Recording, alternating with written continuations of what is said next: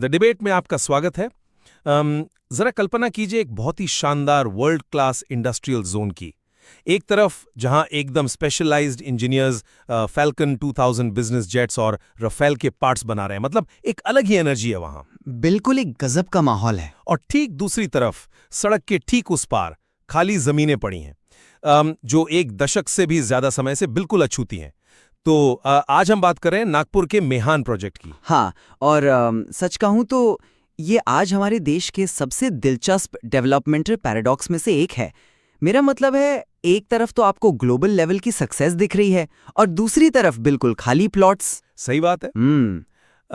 हमारे पास कुल 130 allotted plots हैं, जिनमें से 52 पूरी तरह से चालू हैं और वहां बहुत भारी इकोनॉमिक एक्टिविटी हो रही है।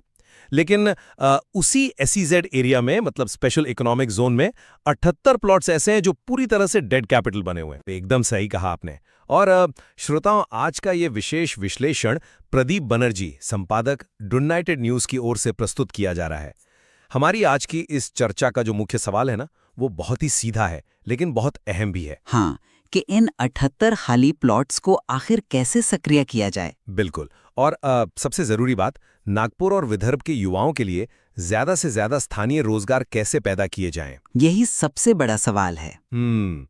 मैं इस पूरी स्थिति को एक सिटी प्लानर के नजरिए से देखता हूं। मेरा मानना है कि अगर हम सख्त भूमि नीतियां लागू करें, मतलब स्ट्रिक्ट लैंड यूज पॉलिसीज, और साथ ही विविध उद्योगों को लाएं, जैसे आईटी, ईवी, फार्मास्यूटिकल्स और सोलर, तो इन सबको साथ लेकर चलना ही इन रुकावटों को दूर करने और तुरंत रोजगार पैदा करने का एकमात्र तरीका है। देखिए, मैं इसे एक इकोनॉमिस्ट की तरह देखती हूँ। मुझे लगता है कि सिर्फ प्लॉट्स कैंसिल करके इन्वेस्टर्स को सजा देने से जादुई तरीके से फैक्ट्रियां नहीं बन जाएंगी। अच्छा, तो फिर क्या तरीका है? मतलब हल सिर्फ कड़े नियमों में नहीं है, बल्कि एक इकोसिस्टम बनाने में है। हमें भारत का टुलूज बनना है। टुलूज मतलब वो एविएशन वाला शहर? बिल्कुल। अगर हम पूरी तरह से एक स्पेशलाइज्ड एरोस्पेस और एविएशन मैन्युफैक्चरिंग हब बनाने पर फोकस करें ना, तो वो जो स्पेशलाइजेशन है वो अपने आप एक ग्रेविटेशनल पुल तैयार करेगा, मतलब एक खिंचाव। मैं समझ रहा हूँ। हाँ, और इससे वो जो खाली प्लॉट्स हैं वो अपने आप भर जाएंगे। हमें हर वक्त जमीन पर पुलिसिंग करने की जरूरत ही नहीं पड़ेगी। देखिए, आपकी बात सुनने में अच्छी लगती है, लेकिन चलिए सीधे ग्राउंड रियलिटी पर आते हैं। हम उस आरटीआई डेटा को नजरअंदाज नहीं कर सकते जो हाल ही में सामने आया है। मेहान में 33 ऐसी कंपनियां हैं जिन्होंने बुनियादी काम तक शुरू नहीं किया है। हाँ, डेटा तो यही कहता है। शून्य ग्राउंड वर्क। एक प्लानर के तौर पर मेरा दृढ़ विश्वास है कि निष्क्रियता को कोई इनाम नहीं मिलना चाहिए। एमएडीसी ने हाल ही में 8 कंपनियों के अलॉटमेंट कैंसिल किए हैं। मैं इसे एक बहुत ही सकारात्मक और जरूरी कदम के रूप में देखता हूं। आप इसे जरूरी कदम के रूप में देखते हैं, लेकिन मैं इसे बीमारी के लक्षण का इलाज करने जैसा मानती हूँ, असल बीमारी का नहीं। बीमारी का लक्षण कैसे? देखिए, प्लॉट कैंसिल करना कोई एक दिन का काम तो है नहीं।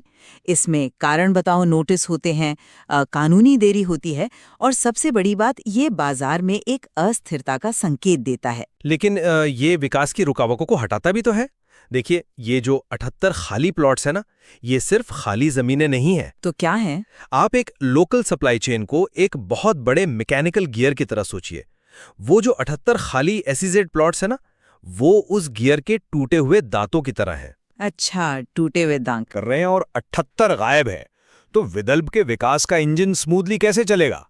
मतलब अगर कोई 10 साल से सब्सिडाइज्ड एसईजेड जमीन पर बैठा है और एक ईंट तक नहीं रखी है, तो वो सक्रिय कंपनियों को अंदर आने से रोक रहा है। ये तो वही बात हो गई ना, कुत्ते का घास की ढेरी पर बैठना। ना खुद काम करेंगे, ना दूसरों को करने देंगे। एक मिनट, मैं आपकी इस टूटे हुए दांत वाली एनालॉजी को समझ रही हूँ, लेकिन ये दांत टूटे हुए क्यों हैं? क्योंकि कंपनियां काम नहीं कर रही हैं। नहीं, हमेशा ये कंपनियों का आलस नहीं होता। कभी कभी कंपनियां इसलिए भी रुकी रहती हैं क्योंकि आसपास का इकोसिस्टम उनके काम को सपोर्ट करने के लिए अभी उतना मैच्योर नहीं हुआ है। लेकिन मेहान में इंफ्रास्ट्रक्चर तो पहले से ही वर्ल्ड क्लास है। सड़कें, बिजली, पानी, सब कुछ तो है वहाँ। बेसिक सुविधाएं हैं, हाँ बिल्कुल। लेकिन चलिए ह्यूमन लॉजिस्टिक्स की बात करते हैं। हाल ही में HCL टेक्नोलॉजीज और KC ओवरसीज एजुकेशन, जो मिहान में हजारों स्थानीय युवाओं को रोजगार देते हैं। हाँ, वो तो काफी अच्छा काम कर रहे हैं। बिल्कुल, लेकिन उन्होंने अपने कर्मचारियों के आने जाने को लेकर एक बड़ी समस्या का सामना किया। उन्होंने विशेष रूप से महामेट्रो से खापरी मेट्रो स्टेशन से फीडर बसों की संख्या बढ़ाने का अनुरोध किया था। राइट, वो लास्ट माइल कनेक्टिविटी वाली प्रॉब्लम। बिल्कुल, और महामेट्रो ने वास्तव में वो करके दिखाया। उन्होंने ट्रिप्स बढ़ाई, शिफ्ट के समय के साथ अपनी टाइमिंग सिंक की, और इसका नतीजा क्या हुआ? क्या हुआ? युवाओं के लिए वो लास्ट माइल की समस्या हल हो गई। लोगों का काम छोड़ना कम हो गया और उनका कॉन्फिडेंस काफी बढ़ गया। हाँ, ये तो एक अच्छी सक्सेस स्टोरी है। मेरा पॉइंट यही है, जब आप सही इंफ्रास्ट्रक्चर और सुविधाएं देते हैं ना, तो कंपनियां खुद ब खुद काम शुरू कर देती हैं। जब एक कंपनी देखती है कि उसके कर्मचारी सुरक्षित और सस्ते में आ जा सकते हैं, तो उनकी जो हिचकिचाहट होती है वो दूर हो जाती है। उन 78 प्लॉट्स में से कई सिर्फ उसी स्तर की ऑपरेशनल मैच्योरिटी का इंतजार कर रहे हैं, किसी कैंसिलेशन नोटिस का नहीं। मैं HCL के उदाहरण की सराहना करता हूं, और हाँ, लास्ट माइल कनेक्टिविटी बहुत जरूरी है, लेकिन हमें थोड़ा प्रैक्टिकल भी होना पड़ेगा। प्रैक्टिकल कैसे? देखिए, एक फीडर बस किसी IT पार्क के लिए तो बहुत बढ़िया है, लेकिन अगर किसी कंपनी ने एक दशक से भारी मैन्युफैक्चरिंग प्लांट के लिए 50 एकड़ जमीन पकड़ रखी है और कुछ नहीं किया, तो एक फीडर बस उन्हें अचानक से सीमेंट और कंक्रीट डालने पर मजबूर नहीं कर देगी। शायद आप सही कह रहे हैं। भारी मैन्युफैक्चरिंग के लिए और भी चीजें चाहिए होती हैं। बिल्कुल, हमें जमीन के नियमों को लेकर सख्त होना ही पड़ेगा। अब मैं आपकी उस मुख्य थ्योरी पर आता हूं, वो भारत का टुलूज बनाने वाला जो आपका आइडिया था। हाँ, एरोस्पेस स्पेशलाइजेशन। मतलब आप पूरा का पूरा दाव सिर्फ एविएशन पर लगाना चाहती हैं। लेकिन जरा स्टेट इकोनॉमिक सर्वे को देखिए। नागपुर का IT सेक्टर पिछले 5 सालों से पूरी तरह स्थिर है। वो तो है। पुणे में आज 220 प्राइवेट IT पार्क हैं, जबकि नागपुर में अभी भी सिर्फ 5 हैं।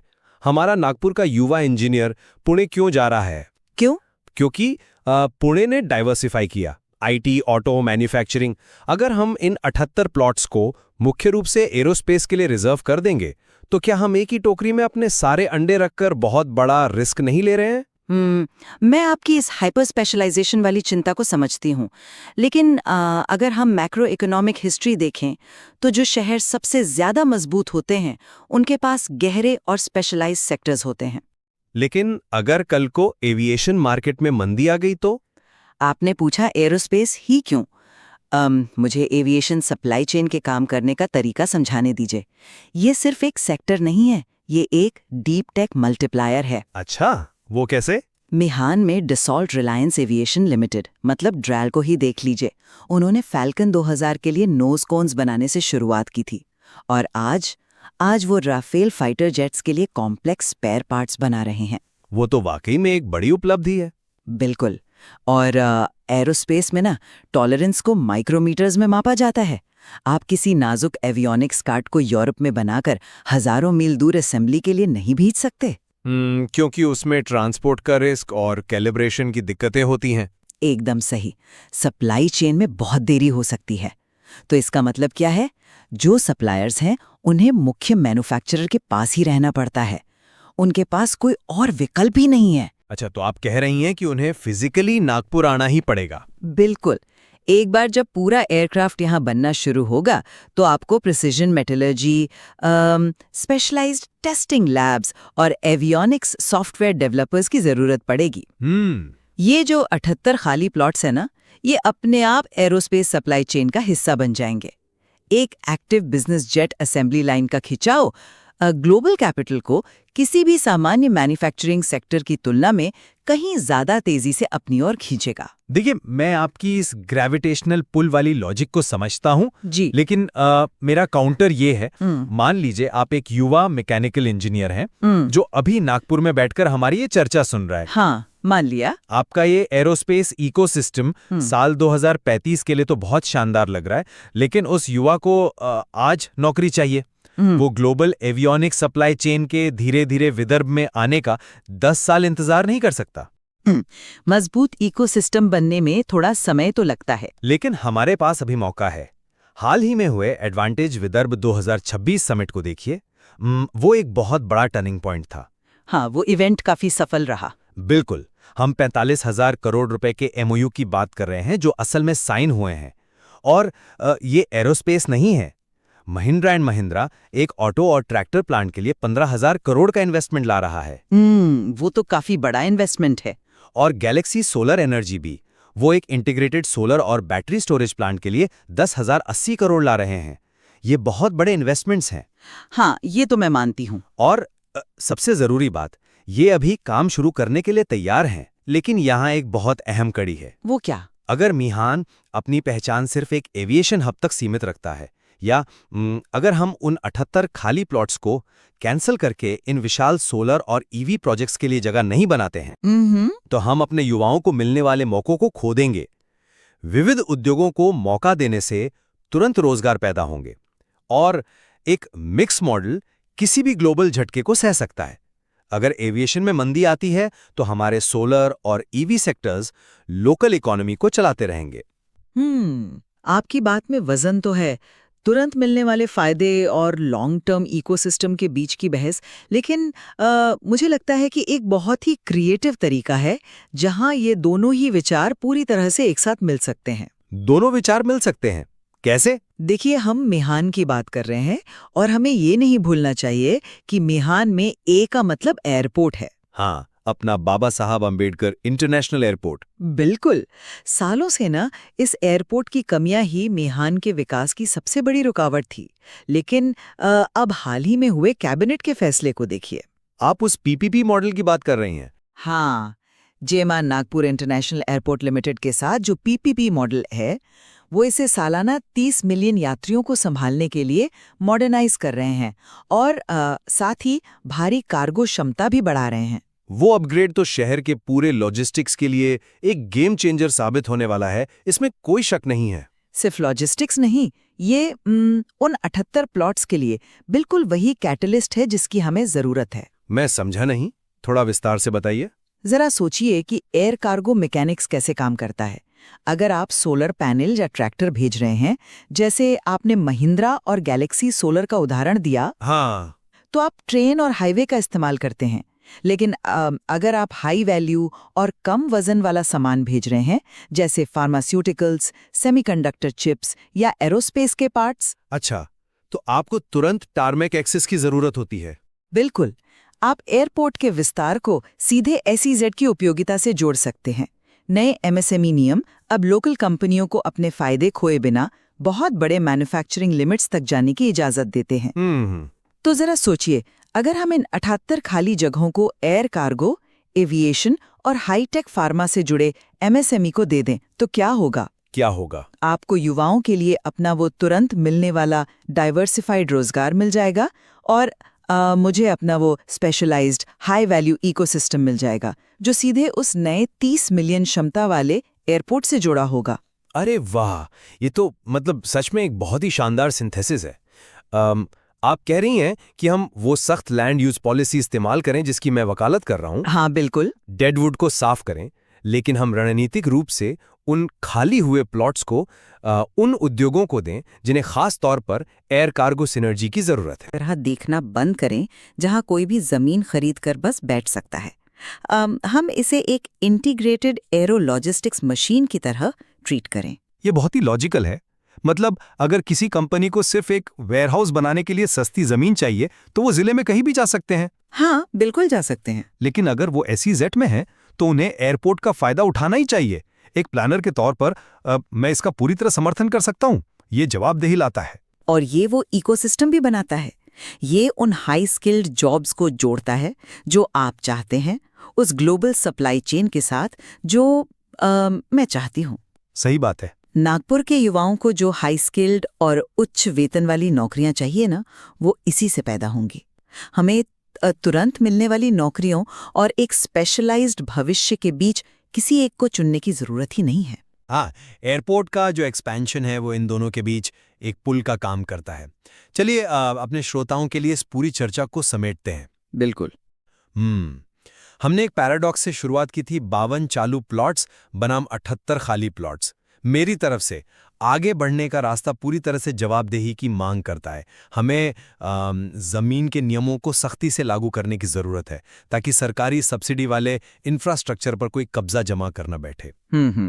इन ज़मीनों को आईटी से लेकर ग्रीन एनर्जी जैसे डाइवर्सिफाइड प्लेयर्स के लिए खोलकर हम एडवांटेज विदर्भ के उन 45,000 करोड़ रुपयों को ज़मीन पर उतार सकते हैं और अपने युवाओं को पुणे या हैदराबाद जाने से रोक सकते हैं। और मेरे नज़रिए से हालांकि वो डेडवुड को साफ करना एक सही कदम है, लेकिन नागपुर की असली और ज़बरदस्त ग्रोथ एक अलग ग्लोबल पहचान बनाने पर निर्भर करती है। हाँ, चाहे वो डिसॉल्ट वाले एरोस्पेस बूम के जरिए भारत का टूलूज बनना हो या हाई वैल्यू लॉजिस्टिक्स के लिए जीएमआर एयरपोर्ट के विस्तार का फ़ायदा उठाना हो, हमें एक स्पेशलाइज्ड इकोसिस्टम चाहिए। बिल्कुल। क्योंकि वही स्पेशलाइजेशन विदर्भ के इंजीनियर्स के लिए एक स्थायी और हाई पेइंग जॉब मार्केट बनाता है। तो भले ही हम अलग-अलग तरीकों पर जोर दे रहे हैं, मैं पॉलिसी लागू करने पर और आप इकोसिस्टम के खिंचाव पर, लेकिन मुझे लगता है कि हमारा मूल विचार एक ही है। नागपुर से एक बहुत गहरी और स्पष्ट उम्मीद जुड़ी हुई है। बिल्कुल जुड़ी हुई है। ये एक बहुत ही आशाजनक तस्वीर है। हम अक्सर उन खाली प्लॉट्स पर इतना ध्यान देते हैं कि कभी-कभी हम अपनी जीतों को भूल जाते हैं। सही कहा। मेहान ने पहले ही राज्य के खजाने में राजस्व के रूप में 1,444 करोड़ रुपए का भारी योगदान दिया है। हाँ, और हजारों प्रत्यक्ष और अप्रत्यक्ष नौकरियों ने पहले ही स्थानीय परिवारों की जिंदगी बदल दी है। इसकी जो नींव है ना, वो अविश्वसनीय रूप से मजबूत है। एकदम सही। नागपुर का भविष्य बहुत ही उज्जवल और आशाओं से भरा है। एक लेट हो रहे प्रोजेक्ट से एक शानदार वर्ल्ड क्लास रियलिटी में बदलने का जो सफर है वो इसी वक्त हमारी आंखों के सामने हो रहा है। हाँ, बस हमें इसे सख्ती और सही विजन के सटीक मिश्रण के साथ आगे ले जाने की जरूरत है। बहुत खूब कहा आपने। ये एक जटिल ब्लूप्रिंट जरूर है, लेकिन इससे जो शहर उभरकर सामने आएगा ना, वो वाकई बहुत ही शानदार होने वाला है। बिल्कुल शानदार होगा। इस चर्चा के अंत में हम अपने सभी श्रोताओं और दर्शकों से अनुरोध करते हैं कि वे अधिक स्थानीय अपडेट्स, सार्वजनिक मुद्दों, इतिहास, संस्कृति, व्यवसाय, नागरिक चिंताओं और जागरूकता आधारित कहानियों के लिए डूनाइटेड न्यूज़ के साथ जुड़े रहें। हमारी वेबसाइट पर जाएं dounitednews.in। अगर आपको ये चर्चा उपयोगी लगी तो कृपया वीडियो को लाइक करें, इसे अपने दोस्तों और समुदाय के साथ शेयर करें, डूनाइटेड न्यूज़ को सब्सक्राइब करें, नीचे कमेंट करें और हमें बताएं कि अगला विषय आप क्या जानना चाहते हैं। Your city, your voice, your news. The united news, be positive, be United.